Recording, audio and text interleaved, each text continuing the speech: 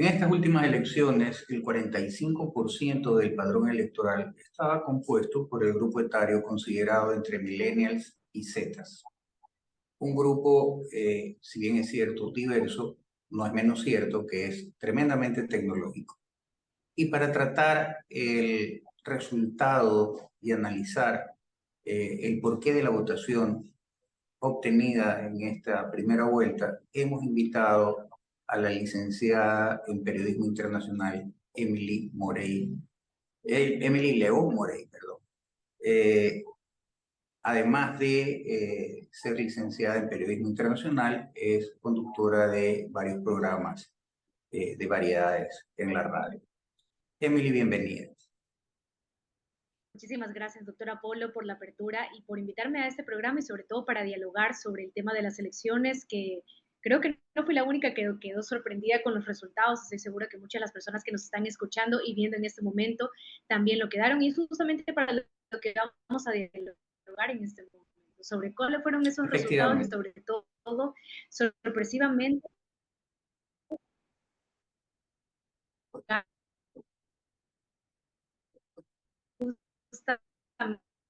estos dos candidatos a la segunda vuelta electoral. Emily, para tu parecer, desde la óptica justamente de tu generación, ¿qué fue lo bueno de este periodo preelectoral? Preelectoral, desde que arrancaron las campañas con todo el tema de la controversia, sabiendo cuáles iban a ser los candidatos, cuáles posiblemente serían, porque muchos nombres sonaron previo a que ya se oficializara por parte del CNE y por parte de los candidatos como tal que anunciaran en sus redes sociales tanto su precandidatura como su candidatura oficial. Yo siento que pudimos conocer rostros nuevos, hubo rostros que tal vez no conocíamos dentro del ámbito político, como fue el caso de Jan Topic, como fue el caso de Daniel Noboa, a pesar de que él había formado parte de la Asamblea y ya conocíamos su nombre dentro de la Asamblea Nacional, nunca había sonado su nombre dentro de una candidatura presidencial, sí el de su papá Álvaro Noboa, pero no directamente el de él. Tuvimos rostros ya conocidos, tuvimos a Otto Sonny-Kolsner, que fue un vicepresidente, tuvimos a Yacu Pérez, que también se estaba candidatizando una vez más para la presidencia del Ecuador, también tuvimos a Javier Herbas, que también buscaba nuevamente esa candidatura, y también tuvimos el caso de Bolívar Armijos, que también era su primera vez candidatizándose como posible presidente del Ecuador, pero no había sido candidato previamente, pero se había desempeñado cargos dentro de la política ecuatoriana. Entonces, ver este análisis sobre los rostros nuevos que estoy mencionando, rostros que tal vez ya conocíamos y que estaban buscando nuevamente esa oportunidad de poder llegar a Carondelet, nos deja también esa apertura. Como lo mencionábamos, me acuerdo meses atrás en un programa radial, la apertura que tuvieron los candidatos en esta ocasión por parte de las redes sociales, pienso yo en lo particular que les dio también ese camino para poder llegar no solamente a ese público objetivo que tal vez normalmente lo hacen a través de medios tradicionales como es la radio, la televisión, la prensa escrita, sino que ahora utilizaron a su favor las redes sociales para poder llegar a ese público juvenil. El público juvenil en estas elecciones jugó un papel fundamental. Creo que era más del 50-60% de todo el nivel de votaciones era público joven. Y creo que supieron aprovechar esa oportunidad de las redes sociales para poder llegar a ese público. Claro que muchos candidatos jugaron un papel mucho más importante dentro de las redes que otros, y al final eso fue lo que se demostraron en los resultados que nos sorprendieron a todos el día domingo. ¿Tú cómo analizas el hecho de que, por ejemplo, en el caso de Yacu Pérez y en el caso de Herbas, en la elección anterior, el tema del TikTok fue realmente importante para su campaña y tuvo la aceptación de los votantes jóvenes, y que sin embargo no les haya funcionado en esta oportunidad y han tenido una votación realmente baja, siendo que los millennials y la generación Z son muy dependientes, muy activos en el tema de las redes sociales? ¿Qué no hicieron o qué hicieron mal estos candidatos para no haber obtenido de alguna u otra manera o el mismo porcentaje o incrementarlo? Y por el contrario, el resultado fue totalmente negativo. ¿Qué pasó? Así es. Y justamente fue lo que vimos hace un par de días atrás, y creo que ya se oficializó el día de ayer la noticia como tal, de que al no conseguir ese 4% que necesitaban dentro de estas elecciones, tienen que regresar el 50% del valor que habían utilizado dentro de su campaña política al Consejo Nacional Electoral. Sorpresivamente, a mí me pareció el caso de Yacu Pérez. Yo considero en lo particular que fue justamente su desvinculación como tal de Pachacuti que tal vez redujo ese número de votos al final, porque recordemos las elecciones del 2021. Javier Herbas, como lo mencionaba doctor Apolo, jugó un papel tan fundamental gracias a las redes sociales, supo aprovechar al máximo llegar a ese público joven, que fue ese público joven también el que lo terminó apoyando el día de las elecciones como tal. No fueron suficientes para llevar una segunda vuelta, sí, pero el nombre de Javier Herbas ya sonaba dentro de las elecciones. Ahora, en estas elecciones actuales, Javier Herbas también aprovechó esta plataforma como tal para poder seguir con su campaña, con tal vez esas tendencias para poder llegar al público joven, pero no fueron suficientes al final del día. Entonces nos podemos analizar. Tal vez habrá sido toda esta controversia que hubo dentro de el Consejo Nacional Electoral, las impugnaciones que hubo contra Javier Herbas. Recuerdo también los casos a ver si él tenía estas empresas offshore en otro país y que tal vez retrasaron un poco esa candidatura oficial de Javier Herbas dentro de toda esta campaña para las elecciones anticipadas.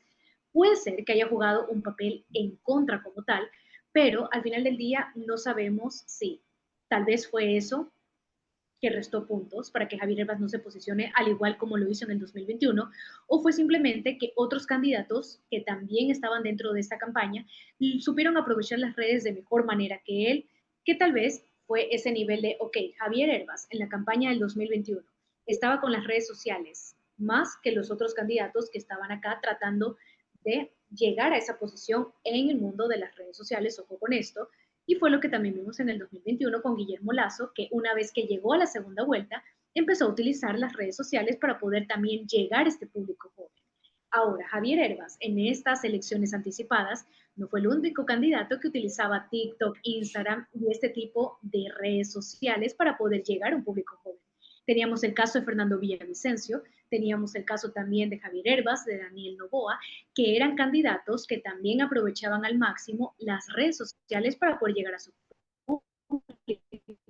Entonces, tenemos por un punto, año 2021, Javier Herbas, siendo prácticamente, entre comillas, uno de los únicos candidatos que utilizaba este tipo de redes sociales para poder llegar a ese público joven, versus 2023, elecciones anticipadas, donde varios candidatos están a la par compitiendo para poder utilizar estas plataformas y todos al mismo tiempo llegar a ese público joven. Entonces, tal vez fue ese punto, en el caso de Javier Herbas, que retrasó un poco el no llegar tanto a ese público, no enganchar con el público, no generar ese engagement con ese público joven, como lo fue el caso del 2021. Y en el caso de Yacu Pérez, yo sí considero que fueron varios factores. Su desvinculación como tal con Pachacutic, tal vez no tuvo esa fuerza como tal que tuvo en el 2021 el apoyo tal vez de movimientos políticos. Ahora trató de hacer la alianza, una alianza como tal para poder llegar a más personas, pero tal vez puede ser que eso haya sido que le jugó en contra y que no haya terminado teniendo el mismo engagement con la gente, como estamos mencionando, y que el resultado como tal en estas elecciones haya sido justamente el 3,6 o 3,9%, incluso ni siquiera llegando al 4%, versus el año 2021, cuando Yacu Pérez se peleaba esa segunda vuelta con Guillermo Lazo. Es Otra correcto. idea. Ahora, siendo la generación millennial y Z, generaciones que están básicamente fundamentadas en la respuesta rápida, de alguna u otra manera en el pragmatismo. ¿Por qué no enganchó Jan Topic con esta generación si él de una u otra manera se pertenece a esta, ¿no? Es tecnológico, un hombre decidido, pragmático, demostró con hechos lo que él había manifestado en palabras, presentó las camionetas que había ofrecido, presentó el hecho de inhibir las señales en las cárceles, presentó videos en cuanto a dónde estaban los lugares por los cuales se filtraba el narcotráfico y las armas, tanto en la frontera norte como en el sur. ¿Qué hizo que esto que hipotéticamente debería de haber reunido gran parte de los requerimientos de la generación millennial y Z, no conectara con el candidato. Sabe, doctor, que justamente a mí también me sorprendió tal cual como usted, porque yo recuerdo haber conversado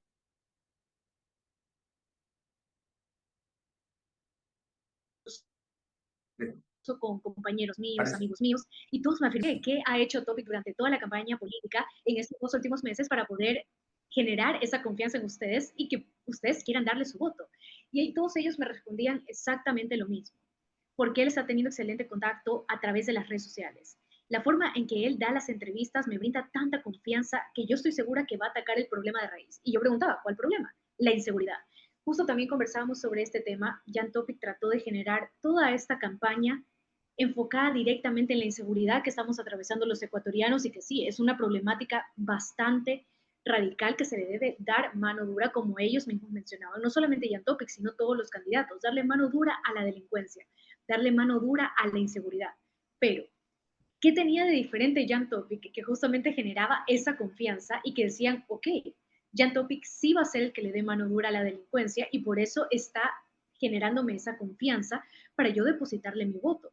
Y sorpresivamente fue lo que yo también le estoy comentando en ese momento, todos mis amigos, compañeros, hablando los que eran de mi edad, entre 20, 30 años, incluso público más joven, 17, 18, 19 años, decían que le iban a brindar su voto a Jan Topic porque generaba esa confianza a través de entrevistas, a través de las redes sociales. Incluso como usted menciona, un par de días atrás a que cerraran esta campaña electoral como tal, previo al silencio electoral designado por el CNE, también él emitió justamente un video en sus redes sociales en donde mostraba todo ese equipo que iba a traer una vez que llegara a la presidencia, si fuera elegido como tal presidente, todo ese equipo, camionetas, equipos blindados, el personal de la policía, los militares, todo este equipo como tal, incluso los jóvenes también nos dice, ok, no es simplemente palabras, sino que ya está demostrando a través de hechos lo que va a hacer si llegase a ganar la presidencia. Entonces, ¿utilizó las redes sociales a su favor? Sí.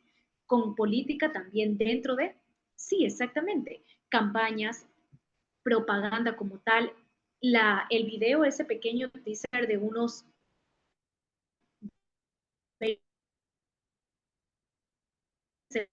segundos aproximadamente en el que se lo veía, estaban bajando, esa pequeña analogía que mostraba también en su video, uno dice, wow, es verdad, a pesar de que las encuestas pudieran haber demostrado lo contrario, porque muchos jóvenes no están al tanto de las encuestas, sino simplemente lo que me emite el candidato como tal a través de las redes sociales, dicen, no, es verdad, él está subiendo y yo voy a darle mi voto. Excelente propaganda, excelente campaña, excelente video, voy a darle mi voto. Entonces, yo siento que Jan Topic sí aprovechó las redes sociales en este caso para poder llegar a ese público joven. También, por supuesto, que dentro de la campaña hubo bastantes comentarios negativos por un video que, por algo que él hizo en una entrevista, donde se lo veía fumando, sí, pero muchos jóvenes también se dieron cuenta de que, ok, se está tergiversando justamente la situación dentro de esta entrevista como tal, y Jan Topic está demostrando otra cosa con respecto a. Pero volviendo al tema justamente de la inseguridad, y es justamente también lo que Jan Topic trataba de demostrar dentro de su campaña política,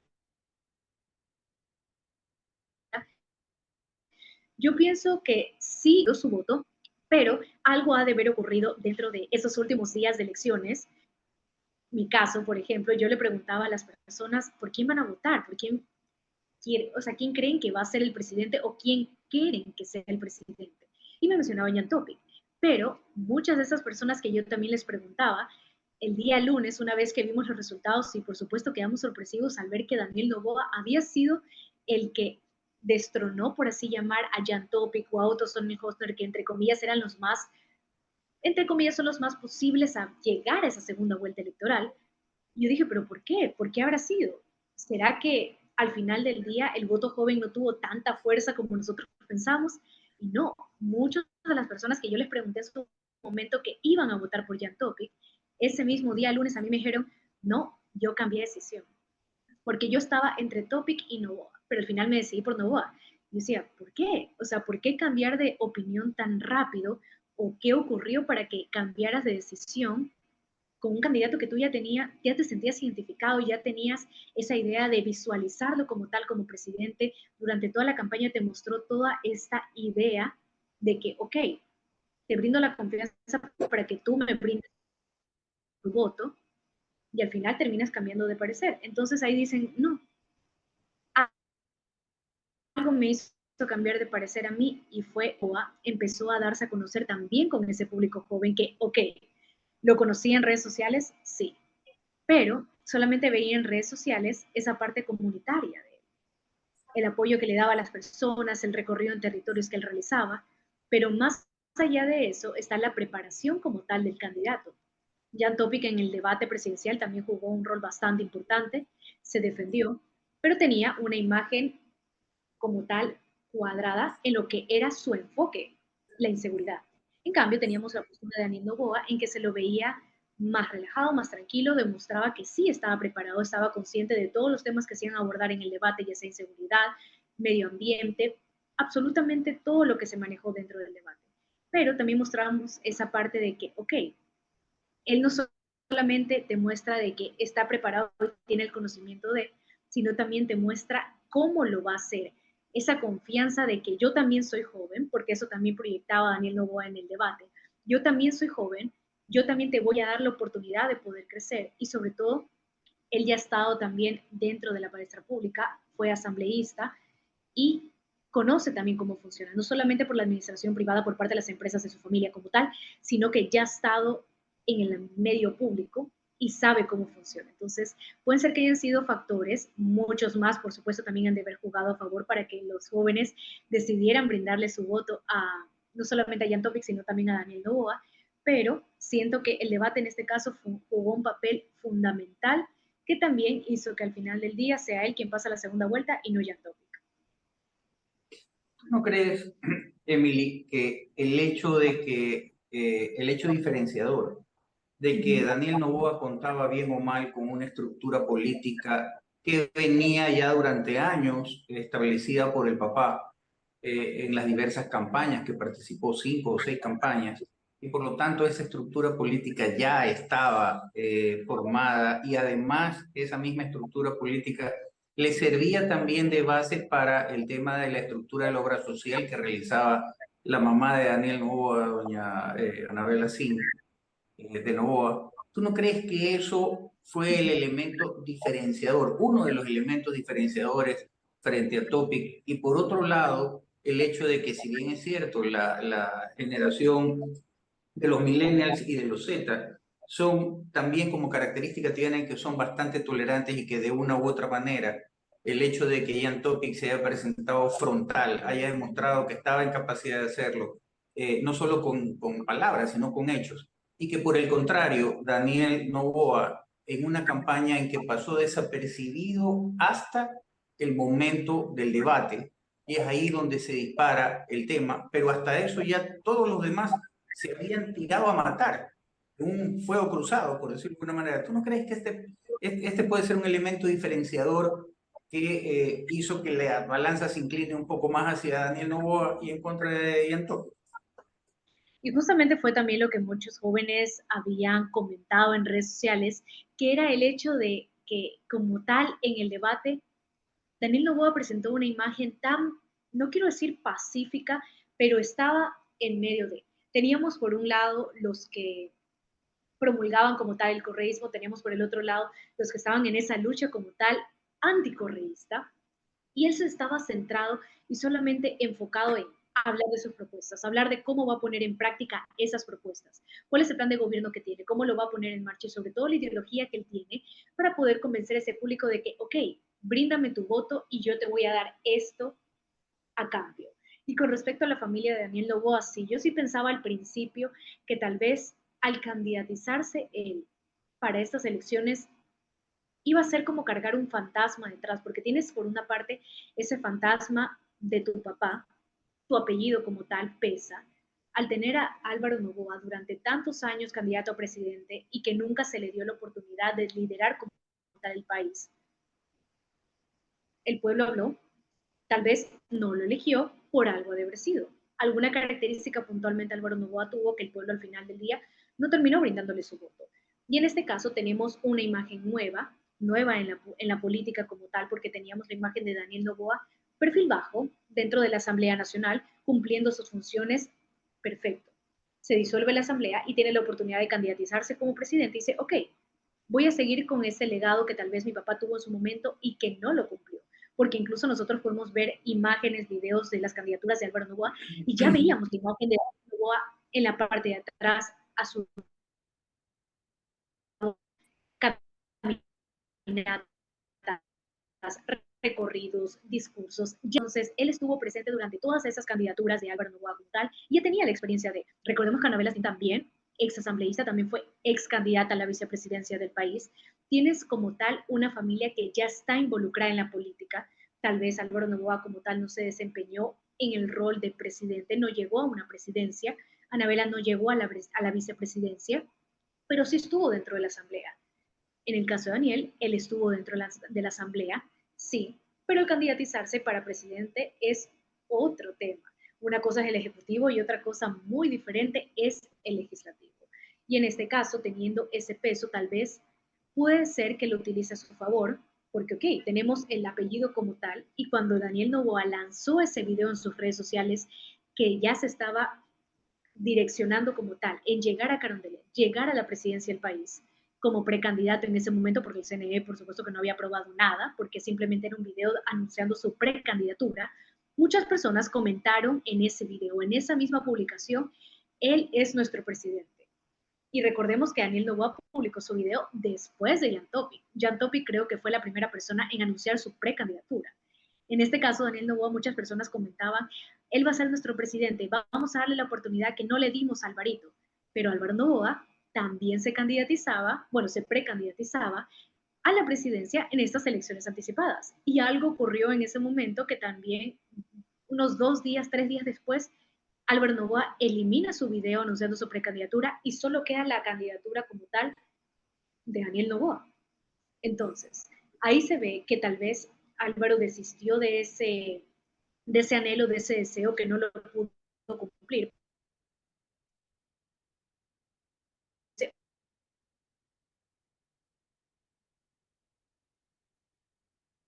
Persona que pueda llegar a Cardelet, que sea esa persona que llegue a la presidencia.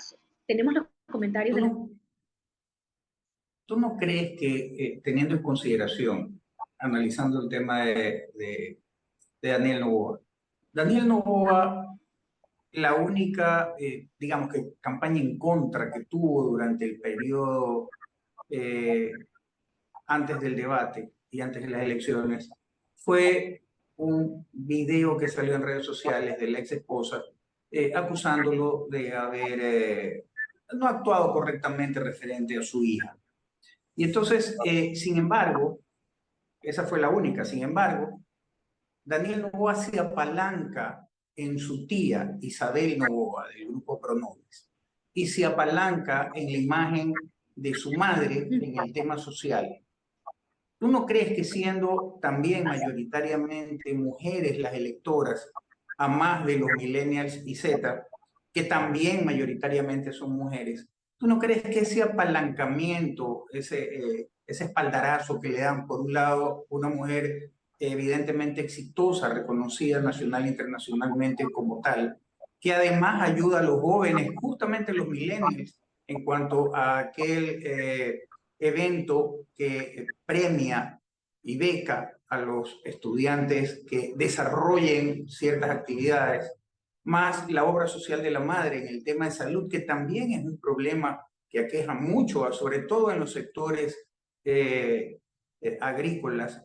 ¿Tú no crees que estos dos apoyos, de una manera u otra, nulitaron o opacaron aquella campaña sucia que se quiso hacer referente a su imagen como padre, referente a su primera hija? ¿Tú crees que tanto peso pudo haber tenido al respecto en cuanto al apoyo de la tía, mujer exitosa, y al apoyo de la madre, mujer de buen corazón que hace obra social?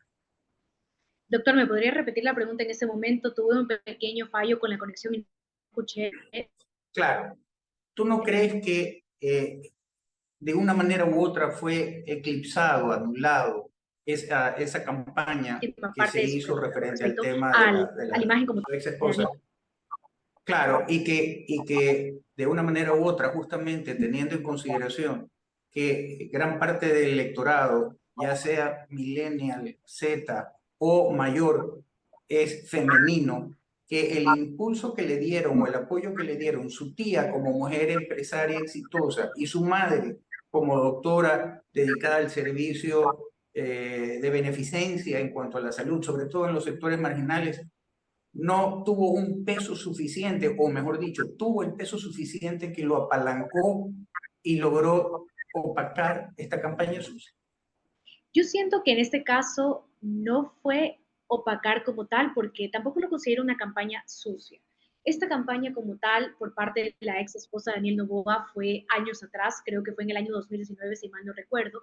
Y en este caso, por supuesto, sale a la luz nuevamente este video que estaba difundido en redes sociales. ¿Por qué? Porque siempre va a tratar la gente que no está a favor de la candidatura, no está a favor de los ideales o lo que está tratando de promulgar X candidato, en este caso el ejemplo como tal de Daniel Noboa, va a salir nuevamente este tipo de videos porque algo se va a encontrar siempre para intentarlo caer, hacer caer a él. De que lo ven que está subiendo y algo va a pasar para que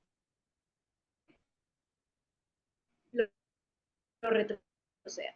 No es algo actual, no está diciendo, ok, está teniendo este problema con la esposa actualmente, no, es algo que ya pasó varios años atrás, que en su momento, por supuesto, que se habló, se dialogó sobre el tema, pero ahora está volviendo a salir a la luz. Y con respecto a la imagen que está jugando, la imagen femenina de la familia de Daniel dentro de la campaña, yo sí siento que está jugando un rol bastante importante, porque incluso si se ponen a analizar las redes sociales de él y ven las fotografías que Daniel Noboa comparte, siempre se lo va a ver junto a su mamá y junto a su esposa. En ciertas campañas, por supuesto, también en ese cierre de campaña, no con el público, sino ese cierre de campaña familiar de Daniel Noboa. En el momento también en el que revisan los resultados y se dan cuenta de que están dentro de una segunda vuelta junto a la familia de Daniel Noboa, se encuentra siempre también Isabel ahí junto a él. Demuestran de que son una familia y también que la imagen femenina como tal que él tuvo durante toda su niñez, durante toda su adolescencia, ahora en su adultez y también dentro de lo personal y lo profesional, ahora entrando en el mundo político, juega un rol bastante fundamental y es también ese rol, ese factor que le está dando también ese plus a Daniel Noboa que dicen, ok, no es simplemente la imagen de político de que vamos a combatir al Ecuador, vamos a combatir con la delincuencia, vamos a llegar más adelante, vamos a salir de las deudas. No, sí, también tiene esa imagen familiar que te la brinda indirectamente. No te dice, ok, tenemos que estar aquí la familia, yo tengo a mi mamá y mi esposa y siempre vamos a estar. No, te está dando esas imágenes, esos videos indirectos, no solamente dentro de campaña como tal, sino también a través de las redes sociales, en donde uno lo ve a Daniel Noboa y analiza la situación y dice, ok, en toda campaña, en todo recorrido, ya sea en territorio, en toda entrevista, siempre está junto a su esposa, junto a su mamá, junto a su tía, y eso demuestra que también el rol de la mujer dentro de la familia, que están tratando, como usted lo menciona, tal vez de opacar o atacar a través de esta campaña que fue en su momento varios años atrás, ahora él está demostrando de que no, él no tiene un inconveniente, no tiene un conflicto con esa imagen femenina dentro de una familia, porque él ha crecido en este hogar donde la imagen femenina ha jugado un rol tan importante que hasta la fecha, a sus 35 años, dentro de una candidatura presidencial y dentro de una campaña electoral, él sigue teniendo esa imagen femenina de su mamá, ahora de su actual esposa y también de su tía dentro de todo este tema como tal político. Y por supuesto, siento que lo vamos a seguir viendo dentro de esta segunda vuelta electoral porque el día de ayer ya arrancaron nuevamente con entrevistas, recorridos y todo el tiempo se encuentra ahí nuevamente su esposa, se encuentra su mamá Anabela y lo más probable es que también tenga el apoyo de Isabel Nova como tal. Isabel no va a realizar recorridos porque directamente no está vinculada con la candidatura de Daniel Noboa, pero sí va a tener ese apoyo por parte de Pronovis o alguna de las empresas dentro de todo lo que ellos están manejando. Entonces, yo sí siento que el rol de la mujer fue un papel fundamental dentro de su campaña, no solamente a nivel personal, sino también profesional. Emily, si la familia es tan importante, la imagen que la mayoría de los ecuatorianos tenemos referente a la familia de de, de un representante del poder, como lo fue en su debido momento Otto Sommerholder, una imagen más vívida de la familia que Sí. presentó Otto Sommerholder, imposible. Podríamos traer una reminiscencia de lo que fue también Gustavo Noboa con doña Marisabel en su debido momento. Pero si la familia tiene tanto peso y la imagen que quedó en la retina de los ecuatorianos referente al vicepresidente, un hombre sencillo, no obstante, que también es un hombre que, digamos, que tiene su cierta fortuna, con una mujer sencilla cuyo padre es uno de los hombres más ricos del país, con una familia constituida, consolidada. ¿Qué pasó? ¿Por qué perdió peso la candidatura de Otto Sonderhofer teniendo esta imagen todos los ecuatorianos? Claro que sí, justamente también muchas personas analizaban ese tipo de factores que tal vez jugaron en contra dentro de la candidatura de Otto, porque como lo mencionaba al inicio de la entrevista, los más opcionados a llegar a esta segunda vuelta electoral era Jan Topic, Otto Sonnenholzner. ¿Por qué? Porque lo veíamos justamente en las encuestas, veíamos justamente en esos rankings que se hacían de voz a voz diciendo por quién vas a votar, tienes tal vez tu preferido, tienes alguna imagen política que vaya acorde con los ideales que tal vez tú tienes, y muchos decían sí. Tengo aquí la imagen de Otto Sonnenholzer, tengo la imagen de Jan Topic, incluso muchos también mencionaban, tengo la imagen de Jaco Pérez, aunque en números menores. Pero en este caso nos sorprendió bastante el hecho como tal de ver que Otto no llegó ni siquiera el 10% de los votos. Al final, nosotros decimos, ¿cómo es esto posible? Si él ya tenía una imagen como tal consolidada dentro de la política, recordemos que cuando él se lanzó, en este caso, de candidato a presidente, muchas personas también opinaron en redes sociales, porque yo recuerdo haber visto el video en el que él se lo veía grabando con su celular diciendo que ha tomado el reto, en este caso, de asumir esta candidatura, porque siempre ha puesto en primer lugar a la familia y desde ahí podíamos ver el rol de la familia dentro de la casa con Sonnenholzner-Salem, que era tan fuerte que él priorizó siempre la seguridad de los hijos, de los tres hijos, que cualquier cargo público. Y cuando él asume la vicepresidencia, también lo menciona, que en primer lugar siempre iba a estar la familia de él y después iba a venir cualquier otra cosa. Y el sacrificio que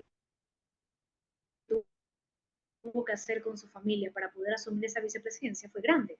Y ahora el sacrificio que él hizo para poder asumir esta candidatura a presidente también costó bastante. Entonces, tenemos esta imagen como tal de Otto Sonnenholzer ya afianzada con el tema familiar. Tenemos que él viene de este hogar como tal, en el que tiene a su familia como principal objetivo.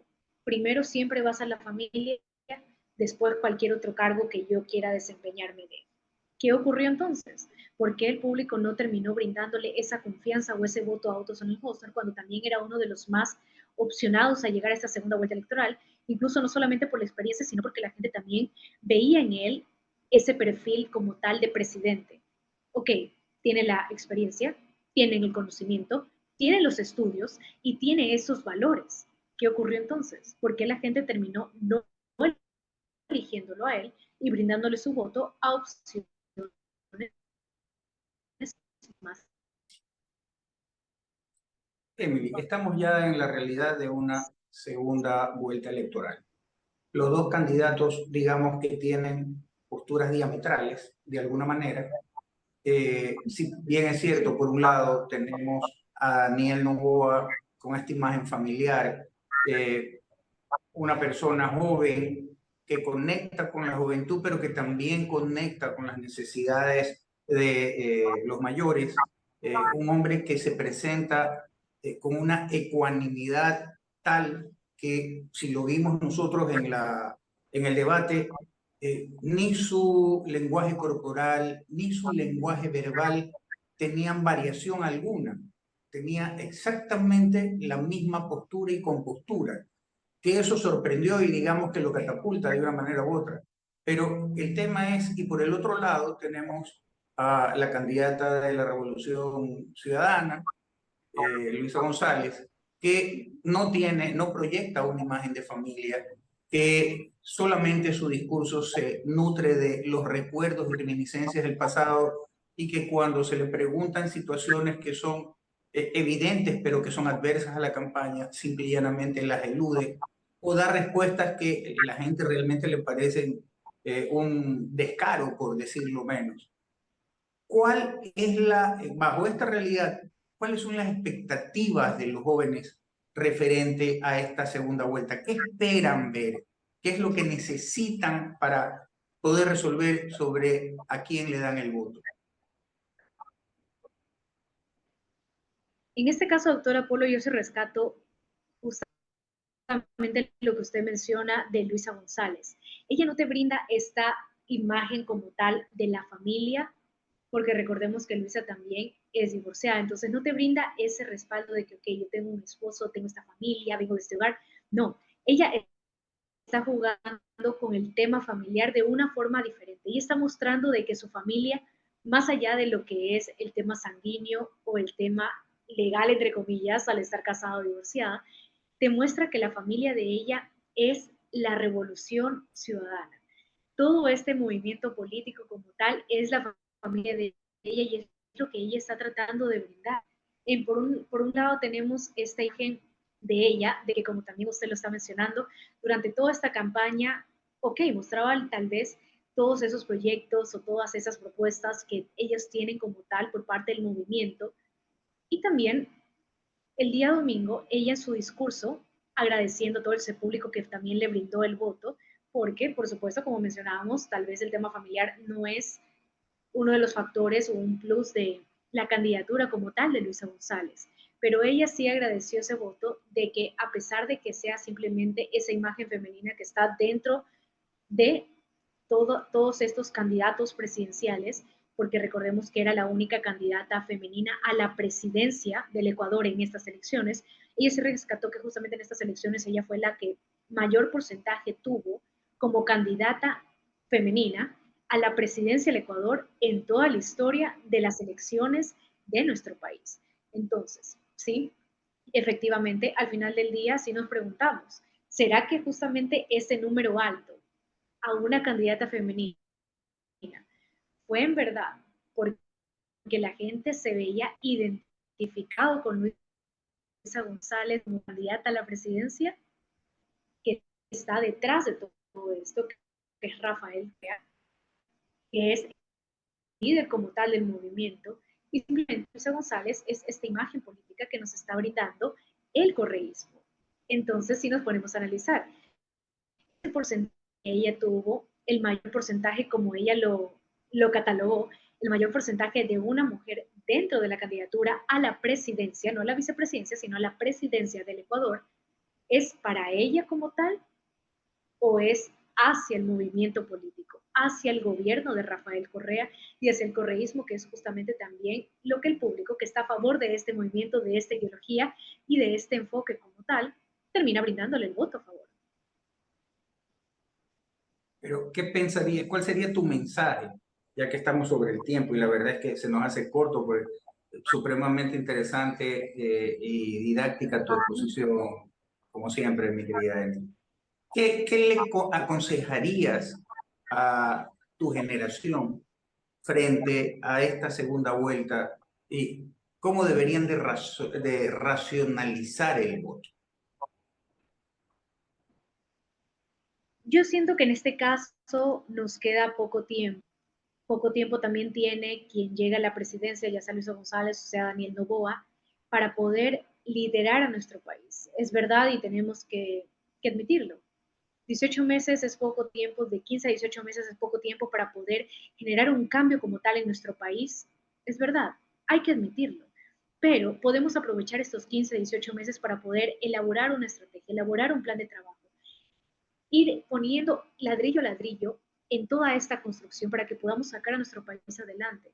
En este caso, el mensaje que yo les dejo no solamente a los jóvenes, sino a todas las personas que nos están sintonizando en esa entrevista, en este encuentro que hemos tenido justamente con el doctor Apolo, conversando sobre este tema electoral y analizando el perfil de los candidatos y el papel que han jugado dentro de las redes sociales y también de toda la campaña en estos últimos meses.